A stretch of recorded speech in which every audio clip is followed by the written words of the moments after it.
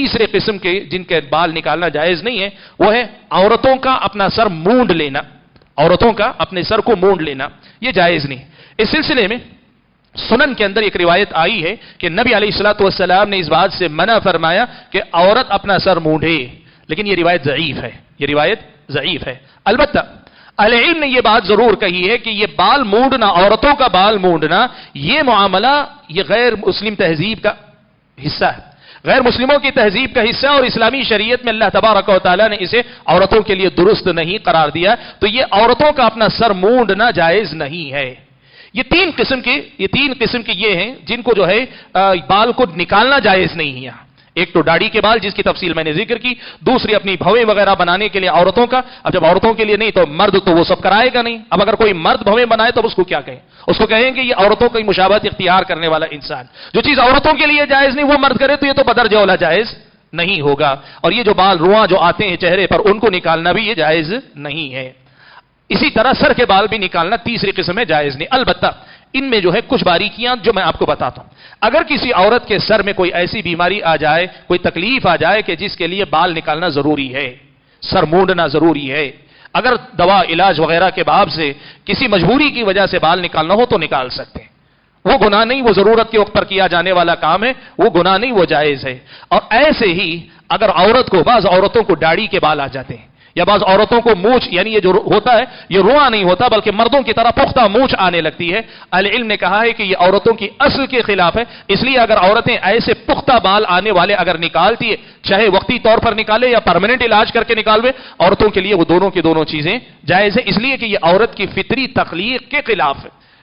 تو اس کا علاج کے طور پر اگر کوئی کرے تو یہ کر سکتی ہے. رہ گیا ایک اور مسئلہ، وہ ہے عورتوں کے سر کے بال کاٹنا. عورتوں کا اپنے سر کے بال کاٹنا یہ جائز ہے کہ نہیں ہے؟ صحیح مسئلہ اس میں یہ ہے کہ عورت اپنے سر کے بال اگر ضرورت محسوس کرتی ہو تو کاٹ سکتی ہے. بہت زیادہ لمبے کسی خاتون کے بال ہیں، وہ چھوٹے کر رہی ہے، کر سکتی ہے. یا کوئی عورت اپنے بال کو سنوارنا چاہتی ہے، سنوار سکتی ہے. لیکن اہل علم نے اس کے لیے دو شرطیں رکھی. پہلی شرط یہ کہ عورتوں کے بال کاٹ کر مردوں سے مشابہت نہیں ہونی چاہیے. یعنی کوئی عورت ایسے بال کاٹے کہ مردوں جیسا اس کا چہرہ نظر آئے، اس کا ہیئر اسٹائل یا بالوں کا طریقہ مردوں سے مشابہت اختیار کرے، یہ جائز نہیں. اس لیے کہ اللہ کے نبی صلی اللہ علیہ وسلم نے ان عورتوں پہ لعنت بھیجی ہے جو مردوں سے مشابہت اختیار کرتی، اس لیے. اور دوسری شرط یہ ہے کہ بال کے کاٹنے میں سماج کی جو بری عورتیں سمجھی جاتی، شریعت کی نظر میں جو بری ہیں، دنیا کی نظر میں نہیں، شریعت کی نظر میں جو فاسق عورتیں شمار ہوتی ہیں، بے دین عورتیں شمار ہوتی ہیں، واضح الفاظ میں کہیں تو نئے زمانے میں جو فیشن کی ایک پہچان بنتی ہیں مختلف سیریلوں یا فلموں کی ایکٹریسز وغیرہ، ان سے مشابہت اختیار کرنے والی کٹنگ یا بال کٹوانا بھی عورت کے لیے جائز نہیں. ہاں خود اپنی خوشی سے اپنے شوہر کے لیے، اپنے لیے ایسے انداز میں بال کاٹتی ہے جس سے اسے بال لمبے ہوں تو آسانی ملے، یا شوہر کے سامنے اس کی شکل و صورت اچھی رہے، اسلامی شریعت میں اس کی جواز ہے. وجہ یہ ہے کہ اس سے منع کرنے کی کوئی دلیل نہیں ہے. یہ ہوئے بالوں سے متعلق وہ احکام کہ جن کا چھونا جائز نہیں ہے. اب رہ گئے تیسرے قسم کے بال. یہ وہ بال ہیں جیسے آدمی کے ہاتھ کے بال ہیں. کسی کے ہاتھ پہ بہت زیادہ، کاندھے پر آ گئے، سینے پہ بال آ گئے، پیٹھ پہ بسا اوقات کاندھوں پہ سب بال آ جاتے ہیں ایسے، یا پیروں پر بال آ گئے ہیں. یہ سارے بال ایسے ہیں کہ انسان کو اختیار ہے، مرد کو بھی ہے، عورت کو بدرجہ اولا ہے. اگر کہیں بال نکل آئے ہیں، آدمی رکھنا چاہے تو رکھے، کوئی حرج نہیں.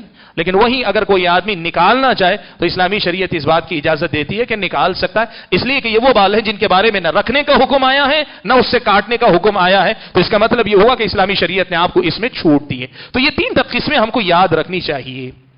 یہ ہوئی بات سب سے پہلے بالوں کا بنیادی مسئلہ. ہم آتے ہیں دوسرے مسئلے کی طرف، اور وہ مسئلہ ہے بالوں ہی کے سلسلے میں کہ بالوں کا جوڑ لگانا. جیسے کسی کے سر میں بال گرنے لگیں، کسی عورت کے سر پہ بال گرنے لگیں اور وہ جوڑ لگائے، اور ایسے ہی مرد کے سر پہ بال گر جائیں تو بال جوڑ لگانا چاہے.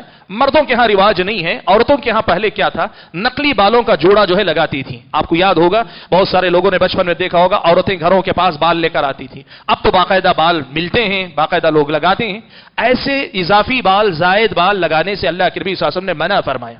اللہ کے نبی نے فرمایا لعن اللہ الواصلۃ والمستوصلۃ، جو جوڑ لگاتے ہیں یا جوڑا لگاتے ہیں، ایسی خاتون لگانے والی اور لگوانے والی دونوں پر اللہ تعالیٰ کی لعنت ہے.